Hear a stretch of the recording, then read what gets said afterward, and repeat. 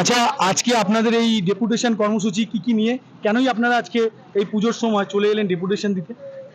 হ্যাঁ, পুজো সামনে আছে ঠিকই, কিন্তু আপনারা জানেন যে এই সময় গোটা পশ্চিমবাংলা, আমাদের রাজ্য, আমাদের দেশ, গোটা পৃথিবী জুড়ে এই কলকাতা শহরে গত 9 আগস্ট ঘটে যাওয়া একটা ঘটনাকে কেন্দ্র করে আপনারা জানেন যে একজন চিকিৎসক ছাত্রীকে যেভাবে গ্যাংরেপ করে তাকে খুন করা হয়েছে, তার প্রতিবাদে আমাদের রাজ্যের মানুষ কেন গোটা পৃথিবীর মানুষ এই মুহূর্তে প্রতিবাদ করছে। এই প্রতিবাদে আমরা সিআইটির পক্ষ থেকেও আমরা সামিল আছি। এরকম একটা সিচুয়েশনের ভেতরেও আমরা আজকে উবের অফিসে এসেছি। প্রশ্ন হতে পারে, এখন যে জন্য নির্ভয়াকে মরতে হয়েছিল সেটা হচ্ছে সিন্ডিকেট রাজ। এই সিন্ডিকেট রাজ রাজ্য সরকার যেখানে যেখানে চালাচ্ছে, সেখানে সেখানে যেভাবে আর্থিক দুর্নীতি সহ রাহাজানি চলছে, তার জন্য নির্ভয়াকে মরতে হয়েছে। ঠিক একইভাবে এই উবের অফিস এবং রাজ্য সরকার এখানেও কিন্তু সেই সিন্ডিকেট রাজ চালাচ্ছে। আমি বলছি কেন সিন্ডিকেট রাজ চালাচ্ছে না, উবের একটা আইডি দিচ্ছে, আমাদের এই বাইক রাইডার বন্ধুদের আইডি দিচ্ছে, তারা গাড়ি চালাচ্ছে, গাড়ি আমার, তেল আমার, ড্রাইভার আমি, মেনটেনেন্স আমি, সব আমার। তিনি শুধু অনলাইনে কাস্টমার ধরে দেন।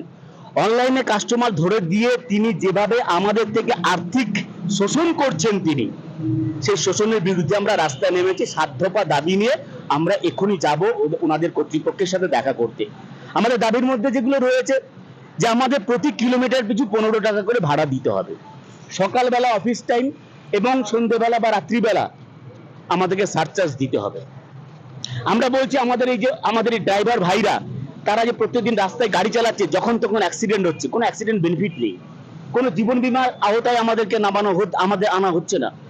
আমরা বলছি যে শুধুমাত্র কাস্টমারের কথা শুনে আইডি বন্ধ করে দিচ্ছে, চলবে না। দুপক্ষের সাথে কথা বলে আইডি বন্ধ করতে হবে ইমিডিয়েট। এই যে বলছেন না আপনারা সামনে পুজো আছে, উৎসব আছে বলছেন, তো এই ড্রাইভার বন্ধুদেরও তো বাড়িতে উৎসবে মাথা উচিত, যদিও এবারে অন্য সিচুয়েশন। কিন্তু কিন্তু এই যে তাদেরকে যে কোনো রকম কোনো তাদের এই এই এই এই এই দুর্গাপূজার সময় তাদের কোনো এই বিভিন্ন অফিসে একটা বোনাস টোনাস থাকে, তাই তো থাকে, অথচ তাদেরকে কোনো কিছু দেওয়া হয় না। এবং আমরা বলছি যে খড়গপুরে অবিলম্বে বাইক পরিষেবা চালু করতে হবে। এরকম অনেকগুলো দাবি, 7 দফা দাবি আছে। এই 7 দফা দাবি নিয়ে আজকে ওনাদের কাছে আমরা যাচ্ছি, ওনাদের সাথে কথা বলবো।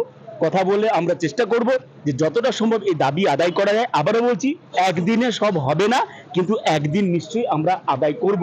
কারণ সিআইটিউ লাল ঝান্ডা সর্বত্র সব সময় শ্রমিকের পাশে আছে, সে যে কোনো শ্রমিক হতে পারে। আজকে গোটা পরিবহন শ্রমিকদের উপর যা চলছে, একদিন এই আপনারা তো দেখেছেন কোভিডের সময় যখন এই পরিবহন শ্রমিকরা রাস্তায় ছিল না, তখন পাবলিকের কি অবস্থা হয়েছিল। ফলে পরিবহন শ্রমিকরা যদি আজকে বাড়িতে বসে যায়, তাহলে মুখ্যমন্ত্রীর গাড়িও কালকে চলবে না। ধন্যবাদ, আপনারা সবাই সঙ্গে থাকুন।